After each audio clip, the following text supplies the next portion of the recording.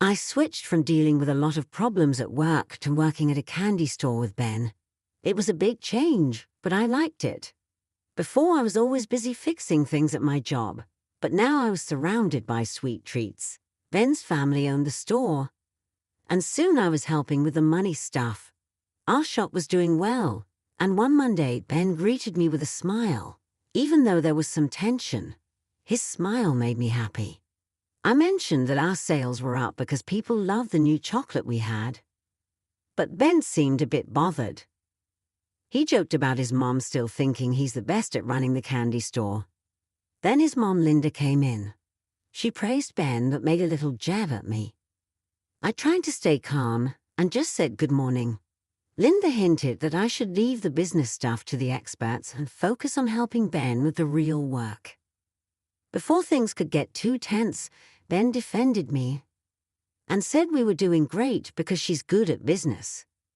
He said, slipping an arm around me to show he had my back. Linda didn't seem convinced, but she left us alone after saying as long as Ben was happy. That's what mattered.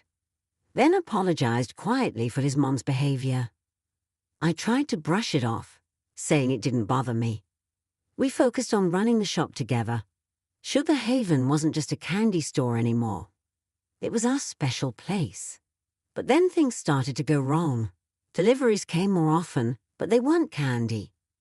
They were expensive things that made me worry about our finances. One evening, I found Ben opening a fancy new phone he had ordered.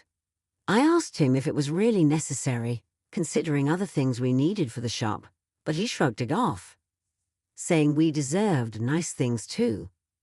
It wasn't just the phone. Linda was also spending a lot, showing off new clothes all the time as if the store was her own personal runway. Look at this dress, Anna, isn't it lovely? Linda twirled around in a floral dress that seemed way too expensive for our budget. It's nice, I said, trying to sound indifferent. But shouldn't we save up to fix the sign outside? Linda brushed off my concern, patting Ben's cheek. Nonsense. The store is doing great. Benjamin, tell her. Ben, who was only half paying attention, agreed with his mom. Yeah, we're doing fine, Anna. Don't worry. But worry was exactly what I did every time I checked our finances. I saw the numbers didn't add up. Doing great wasn't the term I'd use when our profits were being eaten up by personal spending. I'm just saying we should be cautious. I brought it up again later that week, as we looked at our finances. Maybe we should set a budget for personal expenses. Ben looked at me like I'd suggested something absurd. A budget?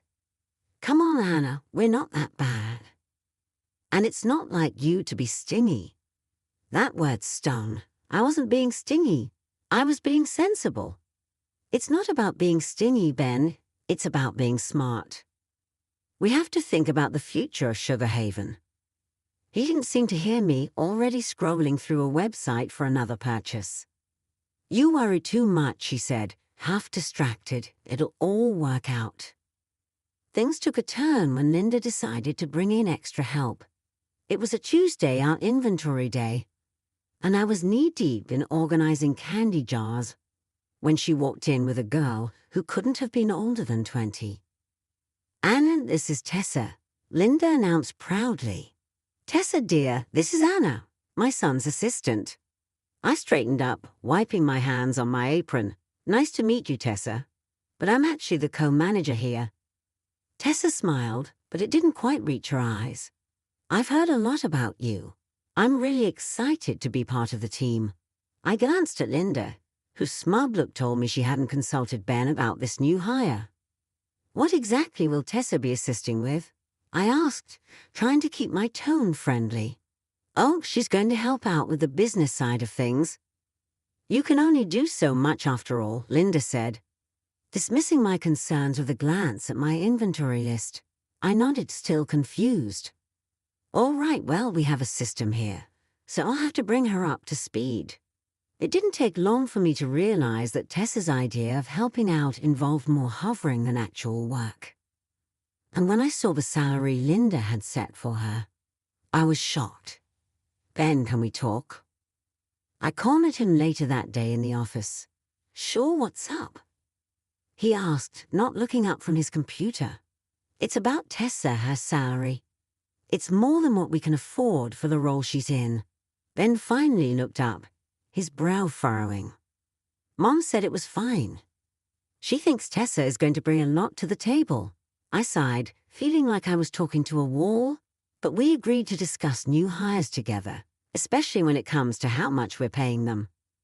He shrugged, that annoyingly dismissive gesture becoming more frequent. "What's done is done. Mom has a good feeling about her." I had to bite back a retort. Good feelings didn't balance books. I left the office feeling like I was the only one seeing the red flag, while Ben and his mother were content to parade around with blindfolds on. I've always been someone who double checks, maybe even triple checks, especially when it comes to numbers. So when I found an envelope stuffed in the back of a filing cabinet while looking for a misplaced invoice, my first thought was that it was just another forgotten bill.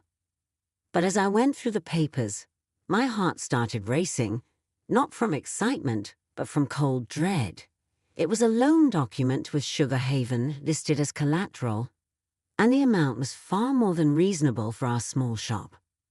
"Ben," I said, walking into his cluttered office with the papers in hand, "what is this?" He glanced up, and I saw guilt flicker in his eyes, the first sign of it I'd seen in months. "Oh, that.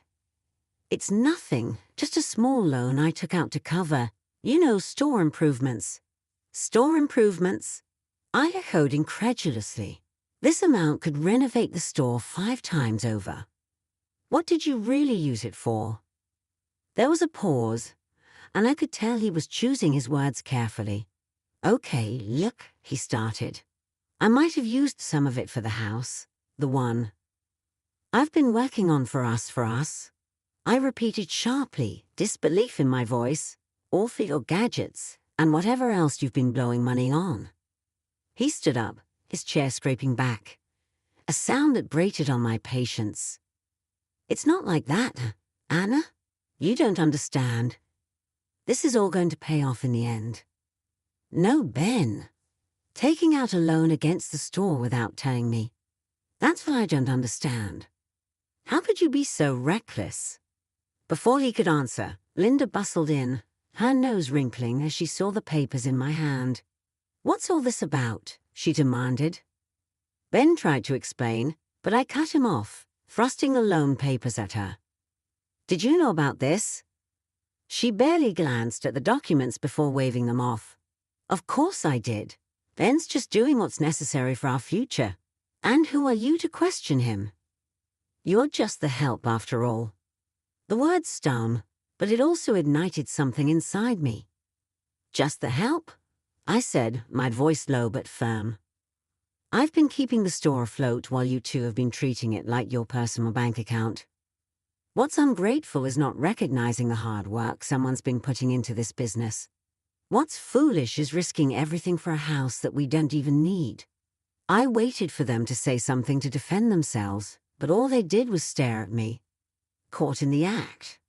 I left the room then, the documents clutched in my hand, like a verdict yet to be delivered.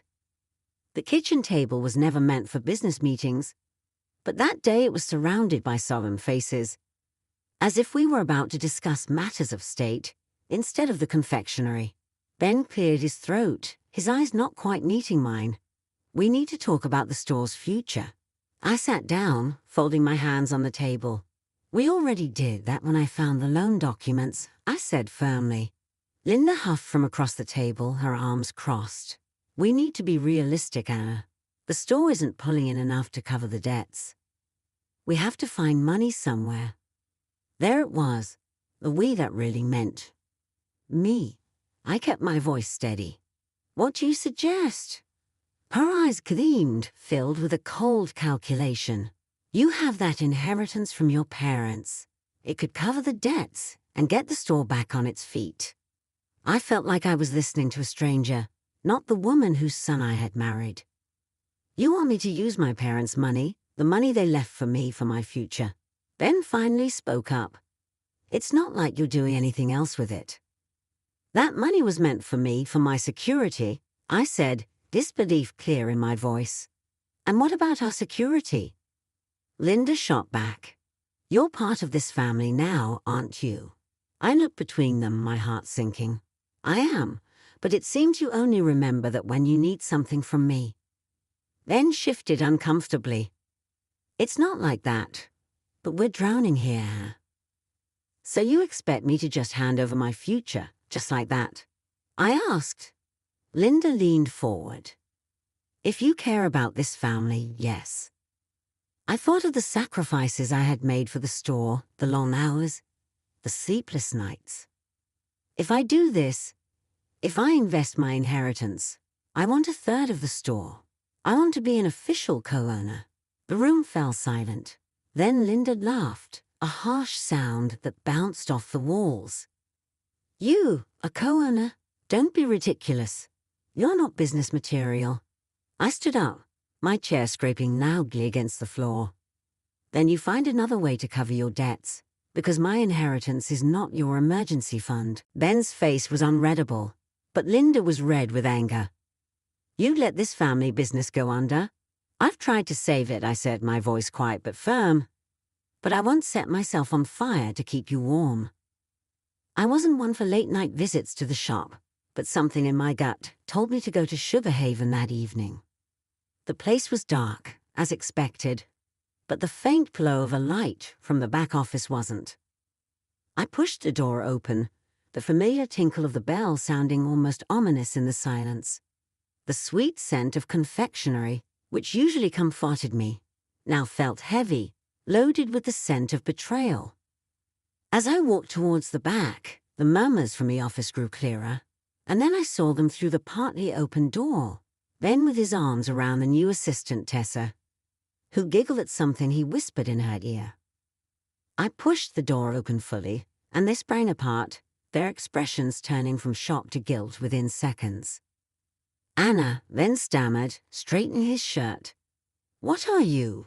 It's not what it looks like. I crossed my arms, feeling a cold calm settle over me. Really? Because it looks like I just caught my husband with his arms around another woman. Tessa was smoothing her hair back, looking anywhere but at me. We were just going over inventory at midnight, with the inventory in your arms. I said, my tongue dry. Ben's eyes were pleading now. Anna, please, you're blowing this out of proportion. I laughed, short and humorless. Am I? Because from where I'm standing, it looks pretty clear to me. He took a step towards me, and I held up a hand. Save it, Ben.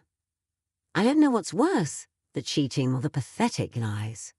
Tessa finally spoke up, her voice small. I'm sorry, Anna.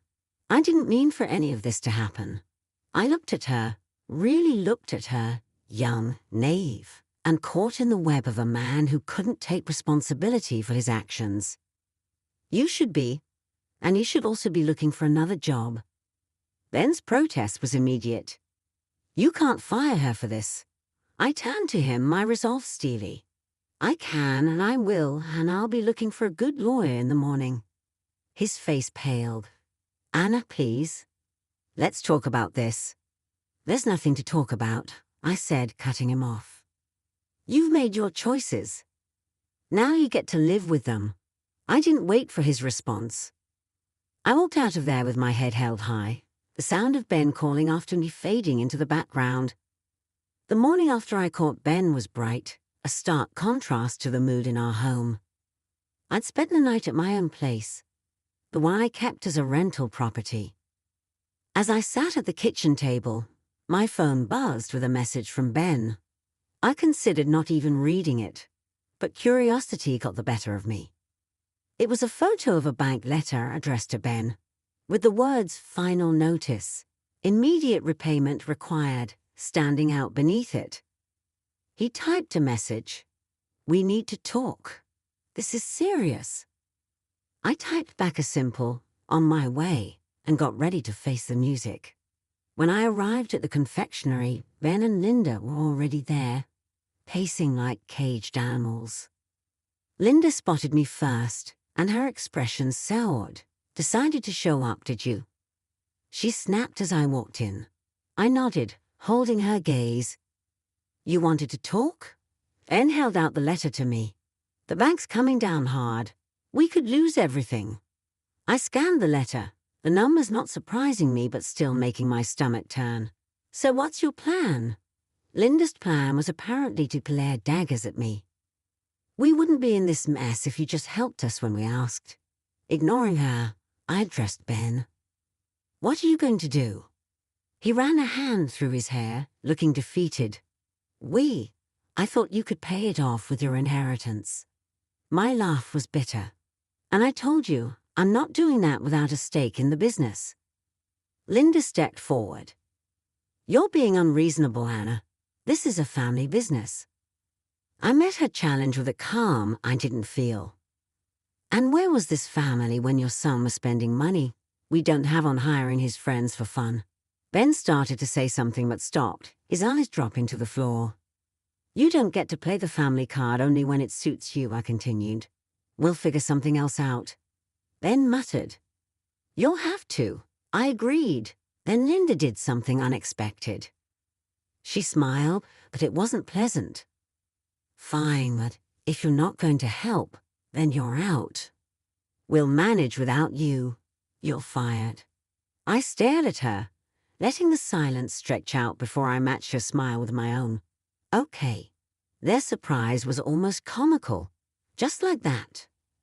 Ben asked, his voice incredulous. Just like that, I confirmed. But I want you to know, I took photos of you and Tessa. I have records of all the money you've wasted. If you think you can fire me and sweep all this under the rug, you're wrong. Linda's smile vanished. You wouldn't dare. Oh, but I would. And when I leave, I'm taking all my hard work with me. You can explain to the bank why the business is about to tank without the person who was actually running it. Months have passed. Since I last set foot in Sugar Haven, life had taken on a new kind of normal. The crisp sound of papers, the hum of focused conversations, and the sight of a crisis managed and resolved. These had replaced the scent of sugar and spice. I sat in my new office, a stark contrast to the confectioner's back room, when my phone rang. I glanced at the caller ID. It was Claire, a former employee at the shop and the only one I still talked to. Hey Claire, what's up? I greeted with a hint of caution. News about Sugar Haven always carried a tint of the past. You haven't heard. Claire's voice was a mix of pity and discomfort. The shop, they closed down last week. The bank foreclosed on them, and the house too. I leaned back in my chair, a weight lifting off my shoulders that I hadn't realized was there. I see. And Ben and his mother? There was a pause. They're not doing great. Rumor has it they'd moved in with his aunt. No one's seen them much. I sighed, not quite sure how to feel. Thanks for letting me know, Claire.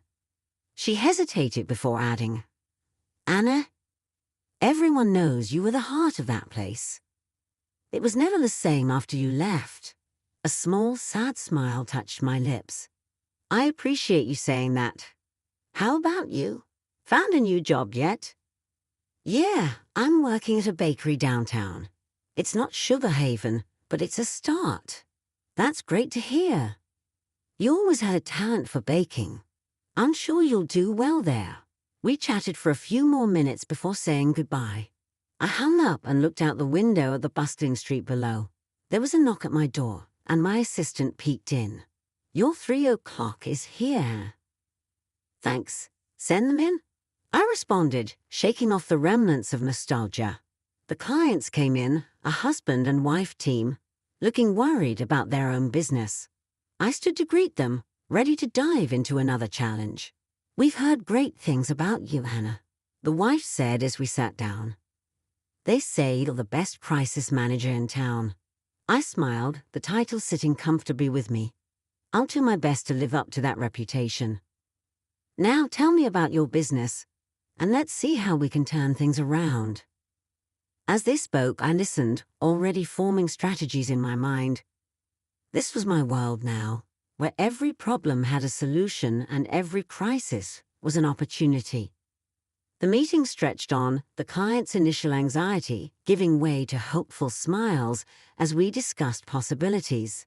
They left with a renewed sense of purpose, and I turned back to my desk, my heart lighter than it had been in a long time. In the end, I realized that sometimes the sweetest outcomes come after the most bitter trials, and the future was mine to create, one